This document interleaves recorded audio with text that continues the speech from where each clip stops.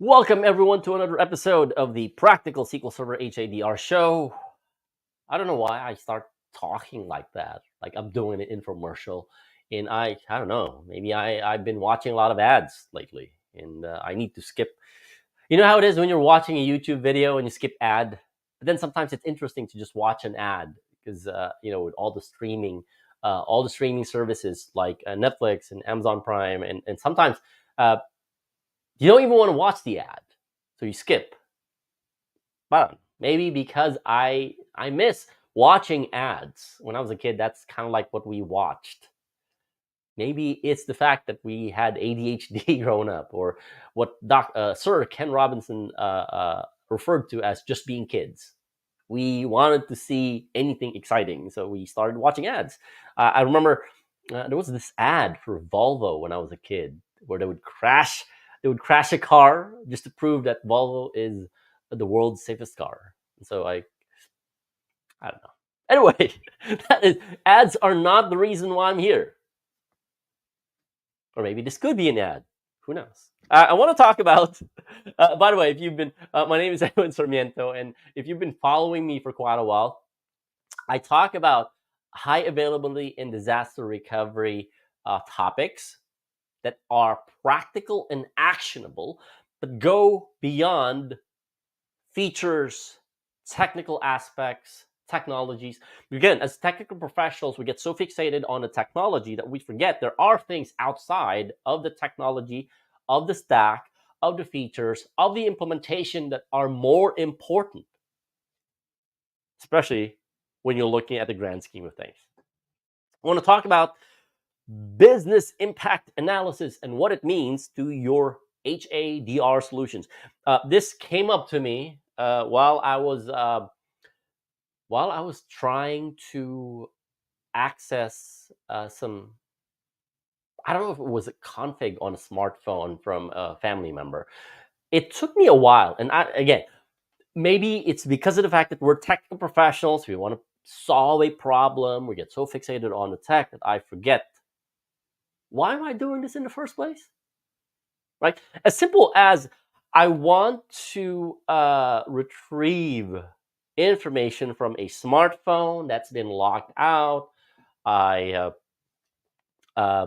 or repairing an iPad, or let's get into a more appropriate example: reading reading SQL Server stack dumps from one of the outages. Okay, but unless we understand business impact analysis, we get drawn into this rabbit hole of doing things. Doing things like in my case, I was trying to retrieve something from a smartphone from a family member. It took me about 4 hours until I asked the question, what important data do you have in here? I should have asked that question even before I started, because I realized after a family member told me, "Oh, not much." What do you mean, not much? It's a brand new phone. Okay, which means no data whatsoever, no config whatsoever, nothing. I spent 4 hours trying to do something that meant nothing to them. So I just wiped out the entire phone, restored the factory settings, and recreated everything. No photos, no. Made me feel miserable that day that I wasted 4 hours trying to do something that meant nothing. And that's why, again, that's why it is important that we start off, and not start off, but really be clear about what this concept is: business impact analysis, and what it means to the business. Grab your pen and paper ready, take notes. I like, again, I'm still old school. I like using pen and paper because it helped me remember things. Pen and paper. Anyway, number one, talking about business impact analysis and what it means to your HADR solutions. Number one, write it down. Yeah, I don't know where my pen is. Anyway, not all apps or databases or platforms are created equal. Again, not all apps, not all databases, not all platforms are created equal. And this is the starting point of what you need to explore when you're in the starting phase or in the early phase of planning and deploying a high availability solution. In the days, especially today, in the days of consolidation, in the days of trying to save money on licenses, especially SQL Server licenses, in the days of cloud, in the days of all of these things, virtualization, consolidation, everything, um, people are trying to bring everything together with the goal of saving on hardware, saving on licenses, saving on all bunch of different stuff without asking the question, what's the impact to the business? One example that I like to use here is one of your HR platform versus your mission critical e-commerce revenue generating platform. So let's say you're selling stuff on the internet and you're using SQL Server as a backend to capture those transactions. They're not the same, right? Your HR platform that uses SQL Server maybe use between 7 in the morning up until like 7 p.m. because that's your regular workday. Regardless, if you're a North American company and you're operating between North American time zones, maybe between 7 in the morning Eastern up to 7 in the evening Pacific. So that's 7 a.m. Eastern up to 10 p.m. Eastern. That's kind of like the operational window where your data needs to be up and running and then it's available, right? You can have that offline or be offline for 4 hours. There's no big impact. Employees can wait or HR department can wait versus an application. And I'm not just talking SQL Server here. I'm talking about application plus database, the entire stack that forms the entire platform for your mission critical e-commerce revenue generating solution. 1 hour of this thing going down means the company is losing a ton of potential revenue. If I'm not mistaken, I think it was Amazon.com. This was a couple of years ago. It was a headline where it says Amazon.com is losing around 100K per minute of downtime. Do the math. 100K per minute times 60. If my math is correct, that's $6 million in an hour. So definitely the way they would architect the HADR solution for something like that is totally different from the HADR solution that you would implement for something like your HR system. Maybe you don't even need an HA system. Maybe just DR, take regular backups, and that's it. If the HR system went down 4 hours to restore everything, you'll be fine. So not all apps and databases are created equal. You got to be very clear about the criticality. Your HADR solution should meet the criticality of the app or the platform or the database based on its business impact. Now, mind you, this is not the responsibility of us technical professionals. The DBA, the sysadmin, the infrastructure guy, network guy, or whoever's taking care of the entire platform, it is not our responsibility. I don't know. I don't know how much the company is making because they're not telling me. No, it is not our responsibility to define what the business impact is. In fact, it is not our responsibility to analyze the impact to the business of this platform going offline. It is the business's responsibility to know what the impact is if and when this entire thing blows up, right?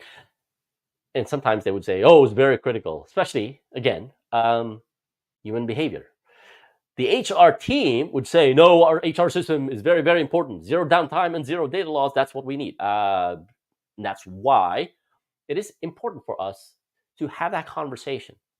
Because everybody would say, I'm important. My platform is important. Everything that I do is important. Until we start understanding what the impact to the business is of a specific platform. Again, I like using the HR plus e-commerce to compare and contrast how important a specific function is. Our responsibility as technical professionals is to get that conversation started. because without that conversation, they would start dictating. And when I say they, decision makers will start dictating on what to do based on one key metric: increase profitability, reduce cost. Well, that was two, not one, right? Reduce cost. One of the reasons why consolidation became a thing, other than database sprawl and application sprawl, one of the reasons why database consolidation became a thing was because companies wanted to lower their licensing, their hardware costs, and their operations costs. So let's move everything to a single SQL Server instance. Okay. It's like putting all of your eggs in one basket. Are you telling me the HR is the same criticality as your e-commerce? And that's how it became when consolidation came in. It's no different when, okay, let's isolate things, let's put them in their own individual VMs. That's where virtualization came in as well. They've consolidated, because back then, you can have multiple instances in the same machine. Now we have multiple VMs, they're isolated, on the same physical host, which doesn't negate the fact that if one VM starts taking over, the compute resources available, it will affect everything, right?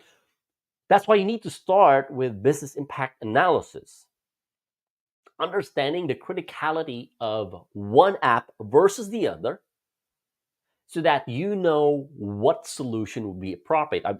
I was just talking to another client a couple of weeks ago where they wanted to implement an HA solution, but they have like multiple SQL Server instances that they want to consolidate. And the first thing that I asked was, well, how critical are these?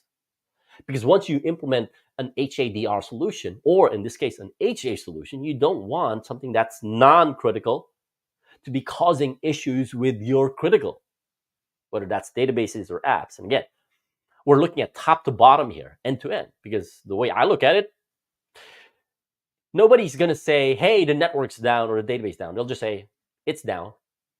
So even if the database is up and running, it's healthy, it's fine. If the application cannot connect to the database, nobody's going to say, oh, it's a database problem. No, they'll just say, it's slow, it's offline, it's unavailable. So you have to think about the business impact or the criticality of every single app before you even start to look at the appropriate HADR solution. And again, you would see this, maybe you're also implementing something like this, where you would start bringing in VMs and consolidating VMs on a single VM host or physical host. Don't. Even if you have VM HA capability, meaning the hypervisor in and of itself has its own HA capability, that's not SQL Server HA. That's VM capability, where you're doing live migration for Hyper-V or VMware HA or vMotion. That's not SQL Server HA. You have to take that into account if you want to provide an appropriate high availability solution for a specific business. Start with categorizing, being very clear about the impact of the business, because not all apps and DBs are created equal. Yeah, I know. Spent a lot of time on that because I keep seeing it in the field. People would consolidate, right? And people would say, no, we want to reduce cost. We want to reduce licensing cost, hardware cost. Sure, you're reducing cost, but are you reducing risk? Because high availability and disaster recovery is all about reducing risk. Which one do you want? Reducing cost or reducing risk? Your choice. Number two, standardize based on business impact analysis. The common pushback that I get with customers who have already consolidated, be it multiple SQL Server instances on the same physical machine, like named instances, whether it's multiple VMs on a single physical host, or multiple databases in the single instance, the common pushback is, well, now we have to worry about increasing operational processes. So now we're adding cost to it. No. You don't need to have like one SQL Server instance per database unless, of course, it warrants its own dedicated instance, its own dedicated physical machine. That's where business impact analysis comes in. Does it really warrant its own SQL Server instance, its own physical machine, its own cluster, its own availability group? Does it really warrant that? Because again, when you go back to that business impact analysis, what's the impact to the business if we lose this database for an hour? Because if it does warrant, then go for it. Right? Go for it. Put that single database in its own AG, in its own cluster, in its own hardware, and let it be there. Treat it separately. On the other hand, if you want HA and then you want to combine databases, apps with the same or similar business impact, then you can combine them. And this is how you would standardize on operational processes and HADR implementations based on business impact analysis. I've seen so many cases where they would consolidate everything. They would put everything on a single AG, availability group. Everything on a single AG. One listener name, everything. They say, oh, we got like a couple of replicas. Sure, 3 replicas, that's fine. But one non-mission critical, non-24/7 database could trip the entire AG and affect everything. Now, if all of those databases share the same business impact or RTO or RPO or SLA, and then one database, just happens to cause some issues, and it's not even as close to their own BIA, SLA, RPO, and RTO, then you're causing a lot of potential risks, right? Standardize based on business impact analysis, standardized based on recovery point, recovery time objectives, and service level agreements. This means you're combining databases or apps or VMs or SQL Server instances that share the same business impact or recovery point, recovery time objectives, and SLA. And I know it's going to be a lot of hard work in the beginning, but it also mitigates the risk of one database that's not even mission critical, but sitting on the same AG as everybody else or everything else, causing a potential outage, meaning a failover because something happened. I was working on a case a couple of years ago where they had data warehouses, meaning very large databases inside an AG. And they kept getting stack dumps. And the stack dumps, of course, based on the default setting, would cause an AG to trigger an automatic failover. When we started doing the analysis, for one, well, why is a data warehouse in an AG? Is it mission critical? Do you need minute response when it comes to outages? What's the SLA? What's the RPO? What's the again, it's a data warehouse, meaning they can generate reports throughout the day, and if they cannot generate the reports throughout the day, they can do it tomorrow. So why is it even there, right? That simple thing has caused other databases to go offline as a side effect of automatic failover, because again, a failover is an outage. Client applications will get disconnected. The buffer pool on the secondary replica that will become the primary is not the same as the buffer pool on the primary replica. And it's affecting one database, in this case, the data warehouse. One data warehouse is causing an outage, and it is affecting everything else.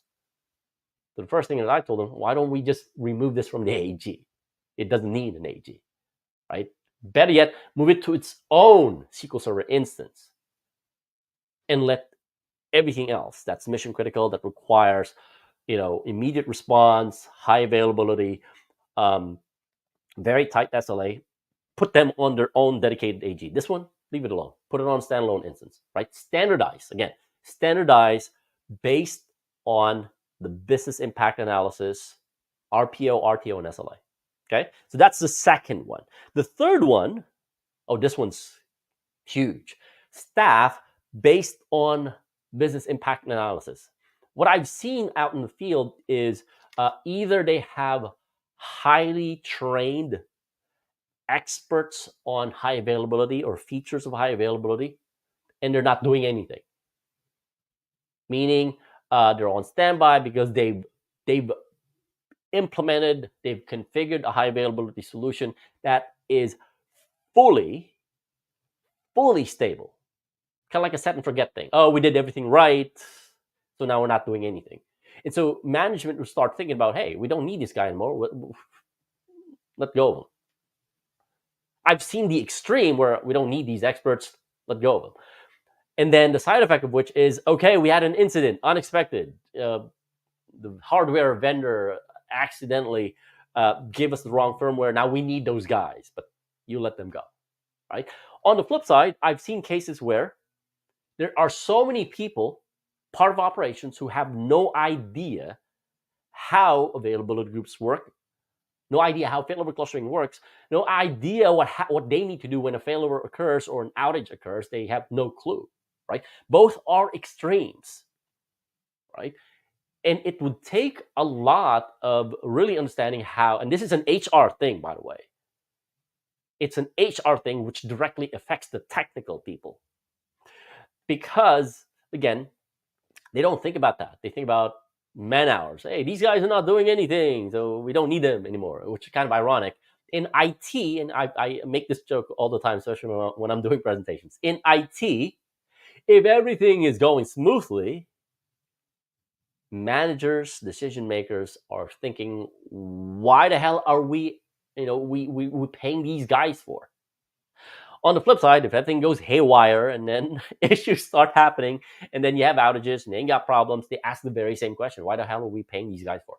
Right? You don't know where you put yourself. And that's, again, this is more of a staffing and HR thing, but it affects the way you deal with your HA and DR solution if you're not clear on the business impact.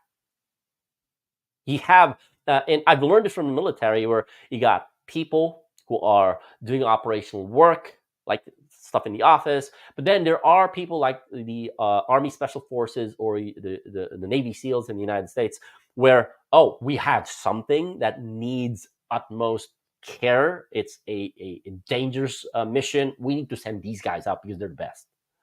But that doesn't mean when they don't have dangerous missions, they are going to let go of these people. No. And in the same way, just because you have a stable, reliable, rock solid HA solution doesn't mean you don't need those experts anymore. In contrast, just because you don't need them doesn't mean you don't prepare your operational staff to be ready in case something goes bad. Right? You need to strike a balance between this, and the challenge has always been to get those subject matter experts, those experts, the senior guys, to work on projects that really excite them, but also to make sure that they're ready to take over in case, again, an outage happens, failover happens, and something goes wrong. They need to step in. Right? Staff based on business impact analysis. Now that could be one or two person, like senior escalation, where they would rarely work on things like this, but they would hop in and support people on the lower levels. That could mean that they can work on projects unrelated to the HA and DR implementation, and they can work on something that excites them. Just make sure that they're ready. But don't make the mistake of being on both extremes, where you only have junior people or people who don't even know what's going on. They don't have a clue about how the HA solution works. And then all of a sudden, they're responsible for taking care of tickets. They're responsible for taking care of outages. What's stressful about dealing with an outage is when you don't know what to do and your boss is behind you screaming, when is this coming back online? Right? That's very stressful. And that's one of the reasons why not a lot of people are properly trained for a disaster situation. Right? So again, plan and staff based on business impact analysis. And the beauty of this is, as more as the operational staff, the junior engineers learn about this, they start to feel confident about how to address an issue to a point where they move from junior to intermediate to senior. So part of that is also their professional and personal growth. But realizing that understanding the impact to the business of a specific HA solution, we need to have the proper staff to make sure that they can take into account or they can respond to incidents and outages and disaster situations, right? That's about it for this. Again, three things, what it means, what business impact analysis means to your HADR solutions. Number one, not all databases, not all apps are created equal. So make sure that you properly categorize them based on their criticality, based on their impact to business, or their RPO, their RTO, and SLA. Number two, standardize based on your business impact analysis. You group them together, and then you combine non-mission critical databases and apps, implement a very simple DR solution. Maybe they don't need a comprehensive, a complex HA solution. And then anything that is mission critical, you design a solution that meets the needs of those platforms, those databases, those apps, dependent on the business impact analysis. And number three, make sure that you staff according to the impact of business, meaning the staff knows what to do for a mission critical system versus non-mission critical system. They know how to shift or sift through email alerts, notifications based on what their monitoring tool or your monitoring tool is reporting, and know how to deal with incidents if the need arises, or if they don't, know how to escalate, which means you need to have expert people on board to solve issues, outages, address disaster situations, right? Three things, and I hope you got something out of that. And like I said, it's one of those things that I keep seeing, because most technical professionals are focused more on the technical aspects, what features they need to implement, what solutions that they can add, and what combinations of features and how to do it. They're more focused on the how versus some of the things that are part of an implementation of an HADR solution that have nothing to do with either SQL Server or Windows or technical stuff, but need to be addressed, right? Join in again for another topic of conversation in the next episode of the Practical SQL Server HADR show. And if you need any help, whether you're looking at deploying a new HA solution for an app that's now starting to become mission critical, but running on SQL Server, or maybe you have an existing one and you don't know whether or not this is indeed the right solution for you. Or maybe you have a solution, but then it's causing you more problems, and you need to get it resolved immediately before you start losing a ton of money because of the outages. Use that link on the screen. Schedule a strategy session. More than happy to help in any way I can. This will lead you to my calendar page where you can pick and choose a time that works for you. Book that call. Let's have that conversation. Number three item is to staff properly based on your business impact analysis. Get your people ready. Have them properly trained so that they can handle incidents and issues and outages, to make sure that they're ready so that you don't blow past your recovery time objective or your SLA. Again, use that link on the screen. Schedule a strategy session. Let's have that talk. All right. That's about it for this week's episode of the Practical SQL Server HADR show. I have to keep telling myself, yes, this is kind of like a talk show, but I get to do all the talking. Enjoy the rest of your week or your day, wherever you are, and I'll see you again in the next episode. Goodbye.